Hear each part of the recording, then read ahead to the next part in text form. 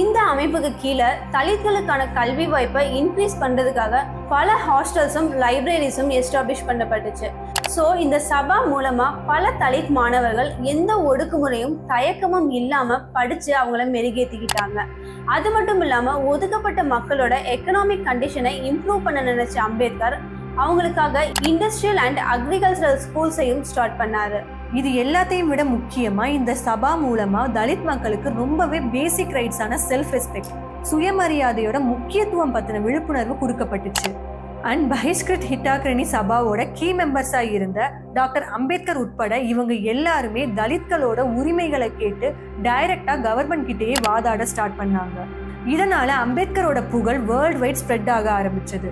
தலித் மக்களை வழிநடத்தின அம்பேத்கரோட leadership quality மூலமா அம்பேத்கர் உலகம் முழுக்க ரெகக்னைஸ் பண்ணப்பட்டாரு. அவருக்கான ரெகக்னைசேஷன் எந்த அளவுக்கு இருந்துச்சுன்னா 1927 பிரிட்டிஷ் இந்தியன் கவர்மெண்டால எஸ்டாப்ளிஷ் பண்ணப்பட்ட சைமன் கமிஷனுக்கான பாம்பே பிரசிடென்சியோட ஒரு மெம்பரா அம்பேத்கரை அப்பாயிண்ட் பண்ற அளவுக்கு ஒரு பாசிட்டிவ் ஃபேமை அவர் கெயின் பண்ணியிருந்தாரு. பொதுவா லாயர்ஸை மட்டும்தான் இந்த டெசிக்னேஷனுக்கு அப்பாயிண்ட் பண்ணுவாங்க. தாழ்த்தப்பட்ட மக்களுக்காக உரிமையை வாங்கி கொடுக்கறதுக்கு அம்பேத்கர் போட்ட எஃபர்ட்ஸ் அண்ட் அவரோட சபாவை அவர் வழிநடத்தின கவனிச்ச பாம்பே லெஜிஸ்லேட்டிவ் கவுன்சில் அட்வொகேட்டா இருந்த அம்பேத்கரை இந்த போஸ்டிங்க்கு செலக்ட் பண்ணுது.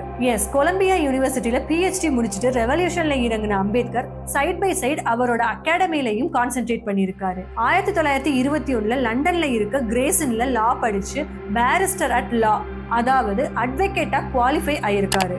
ஸோ கிரேசன் அம்பேத்கரை இங்கிலாந்து அண்ட் இந்தியாவில் லா பிராக்டிஸ் பண்ண ஃபுல் பர்மிஷன் கொடுத்துருக்கு. அது மட்டும் இல்லை, அதே வருஷம் அதாவது 1921 MSc economics, 1923 doctor of science in எக்கனாமிக்ஸும் கம்ப்ளீட் பண்ணியிருக்காரு. ஓகே, இப்போ நம்ம அம்பேத்கரை சைமன் கமிஷன்ல ஒரு மெம்பரா செலக்ட் பண்ணாங்க அப்படின்றத பத்தி பார்ப்போம்.